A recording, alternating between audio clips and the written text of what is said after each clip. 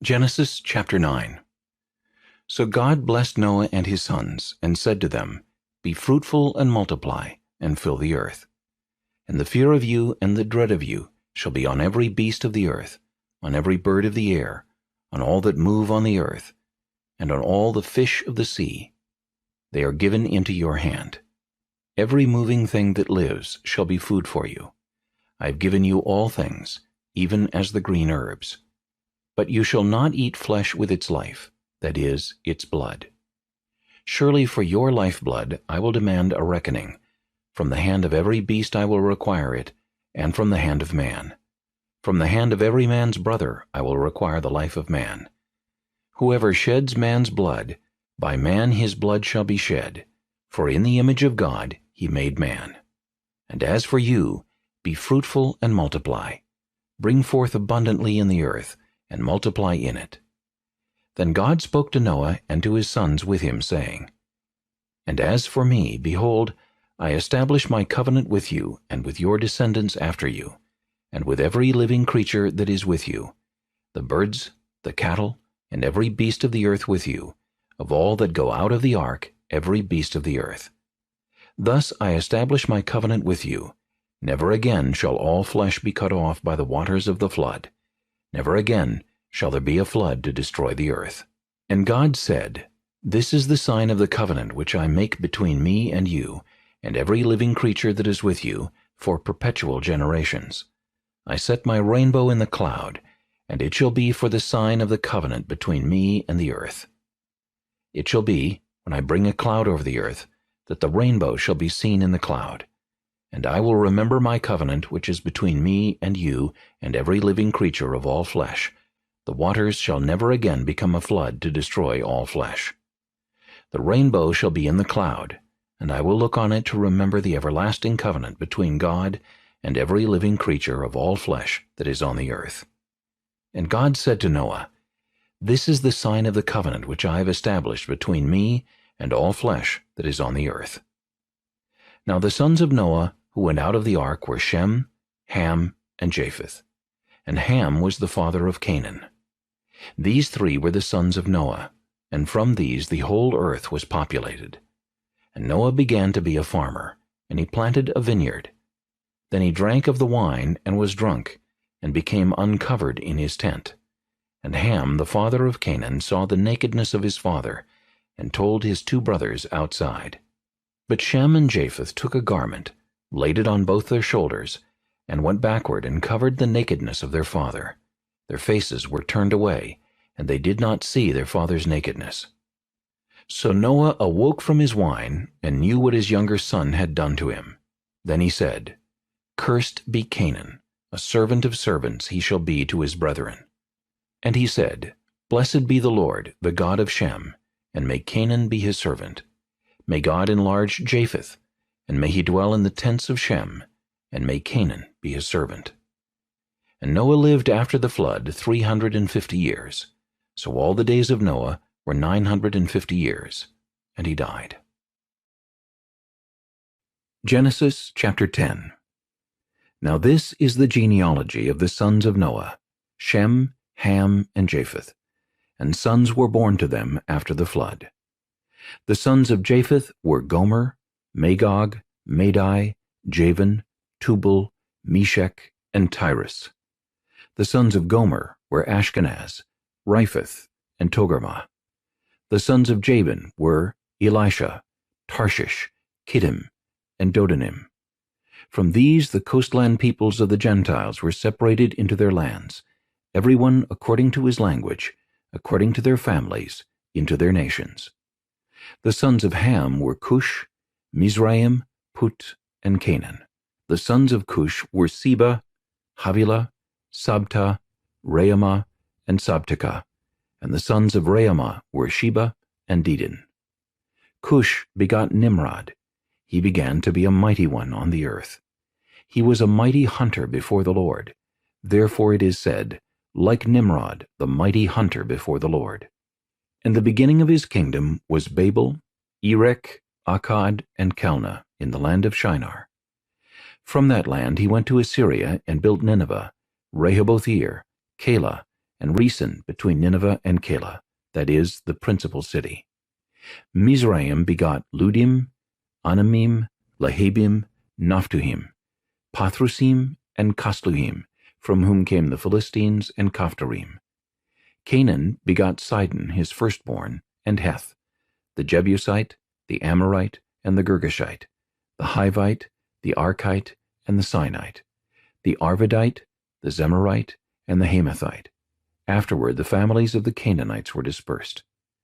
And the border of the Canaanites was from Sidon as you go toward Gerar, as far as Gaza, then as you go toward Sodom, Gomorrah, Admah, and Zeboim, as far as Lasha.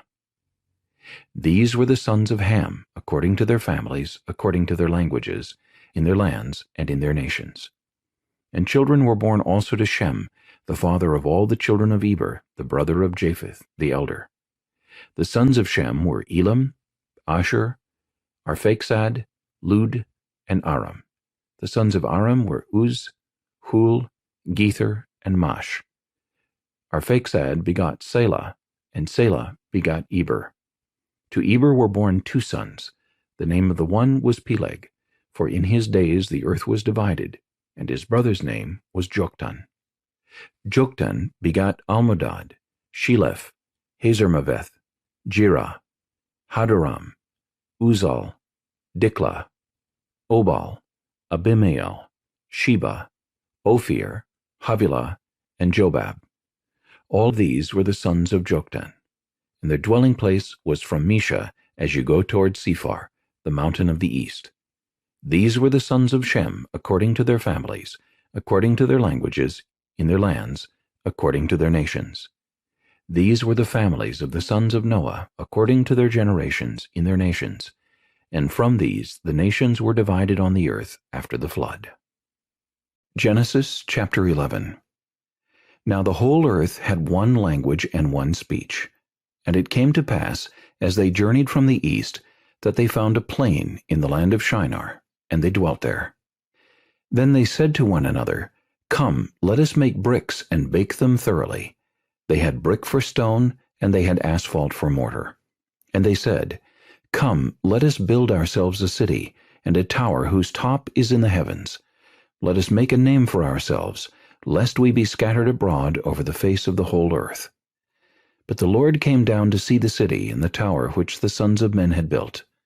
And the Lord said, Indeed the people are one, and they all have one language, and this is what they begin to do. Now nothing that they propose to do will be withheld from them. Come, let us go down and there confuse their language, that they may not understand one another's speech. So the Lord scattered them abroad from there over the face of all the earth, and they ceased building the city. Therefore its name is called Babel, because there the Lord confused the language of all the earth, and from there the Lord scattered them abroad over the face of all the earth. This is the genealogy of Shem. Shem was 100 years old, and begot Arphaxad 2 years after the flood. After he begot Arphaxad, Shem lived 500 years, and begot sons and daughters. Arphaxad lived 35 years, and he begot Selah. After he begot Selah, Arphaxad lived 403 years, and begot sons and daughters. Selah lived 30 years, and begot Eber. After he begot Eber, Selah lived 403 years, and begot sons and daughters.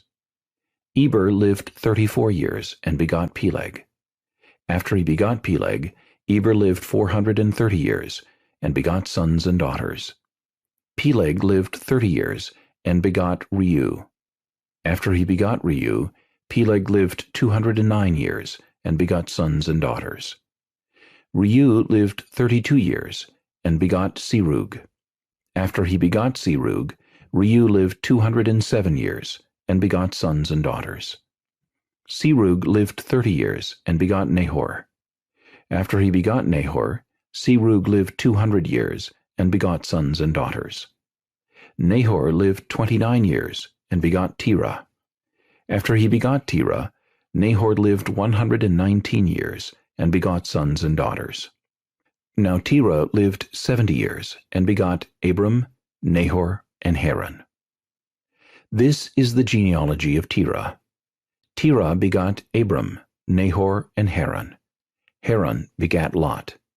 And Haran died before his father Terah in his native land, in Ur of the Chaldeans. Then Abram and Nahor took wives. The name of Abram's wife was Sarai, and the name of Nahor's wife Milcah, the daughter of Haran, the father of Milcah, and the father of Iscah. But Sarai was barren, she had no child.